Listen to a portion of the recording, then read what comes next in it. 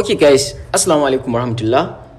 Jama'a barkanmu da warhaka, barkanmu da sake kasancewa da ku a darasinmu na wato website, kirkirar website, free hosting, free domain. Okay? So a wannan bidiyon, a last video mun yi bidiyo ne akan yadda zaka kirkiri website, wato ma'ana introducing about the website da kuma yadda zaka kirkire shi. So a wannan bidiyon kuma zan nuna muku step by step yadda zaka fara hosting a cikin sa. So posting babu wahala a ciki, amma dai step zan yi guide ɗinku akan yadda za ku yi da kuma yadda za ku sassaita abubuwa. So yanzu idan kuka yi duba a nan guraren za ku ga cewa akwai wato template da kuke gani wanda suka bamu, wato su abin nan kenan ya suke kenan, wato su blogger din. So da yake yana ɗaya daga cikin wato duk hosting din na abin nan din gabaki ɗaya blog din na wato Google ne, by Google ne. Okay, so let's say yanzu za mu je mu amfani da wato wani domain. Domain din link din shi yana a ƙasa wanda zai kai ka cikin website ɗinmu. Yana kai ka a cikin website ɗinmu. Website ne wanda zai baka damar da zaka fara wato abin din kenan.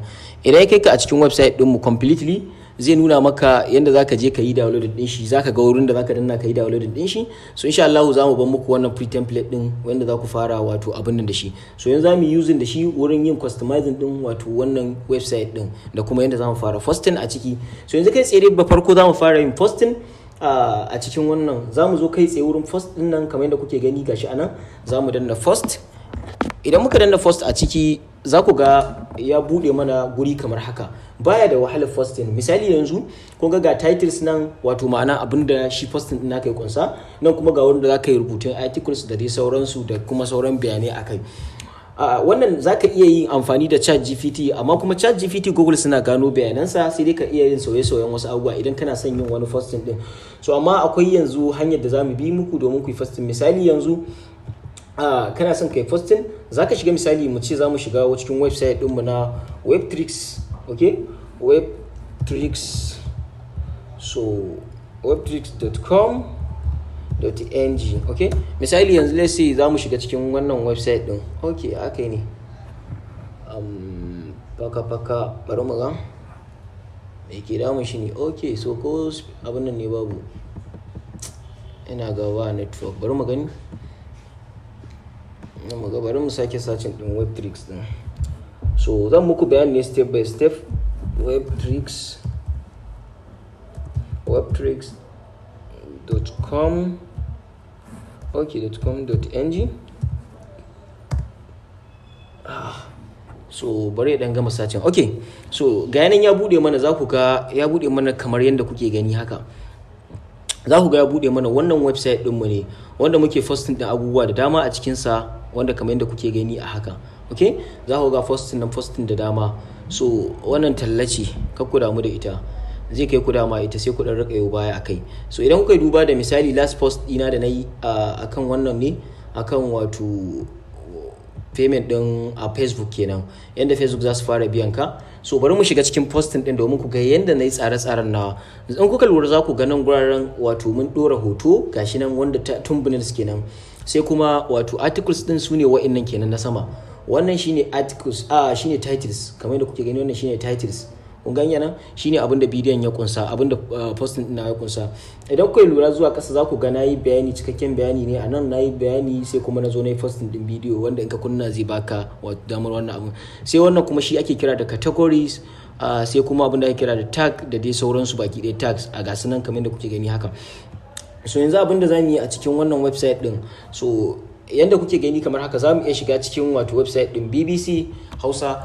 So idan Google AdSense kake so su yi approving din site ɗinka, maganar gaskiya shine zan faɗi muku anan, baya buƙatar sai ka je ka kwafo bayanan wani. Duk wani rubutu da zaka yi kasance naka ne, so ba laifi bane in ka ɗauko bayanan wani amma ka juya su da naka kalamanka, ka sassauya wasu abubuwan da dama. Kun gani, idan ka sauya wasu abubuwan da dama shine kawai zaka abin nan. So yanzu misali bari in ce zan shiga cikin BBC Hausa.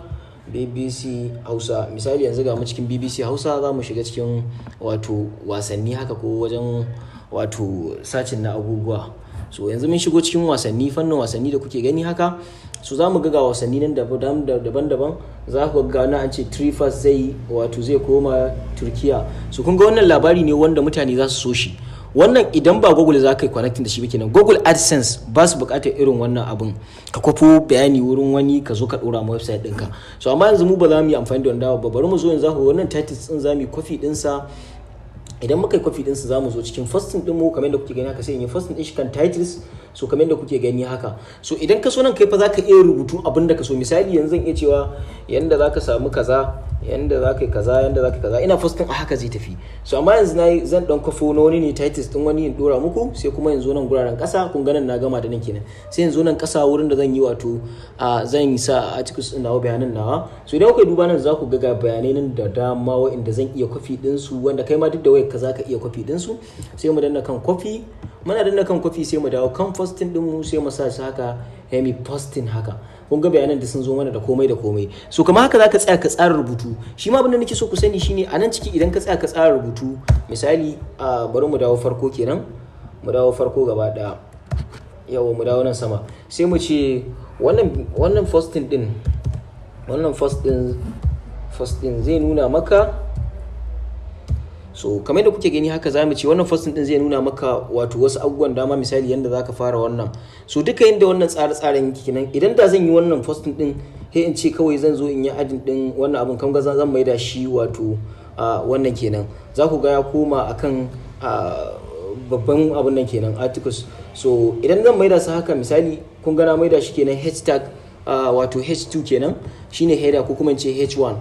So H1 a yaren programming kenan. Sai nan in ce zan sa post hotona, kamar yanzu kun ga zan iya zuwa in kafo wannan hoton haka in yi downloading din shi, sai yanzu in posta shi. Yanda zaka dauko hoto shine kai tsaye nan guraren, ka danna kan nan guraren, zaka danna kan email, sai ka danna upload email. So kana danna kan upload email, okay, so da ta sauka kenan. So kai zaka danna wurin upload email din nan. So kana yin hakan insha Allah zaka wato abun nan. Ku gafarce ni a wannan bidiyon domin wani dan uzuri da dauke ni, amma dai insha Allah yanzu zamu dawo sai in ci gaba muku da bidiyon inda ya tsaya.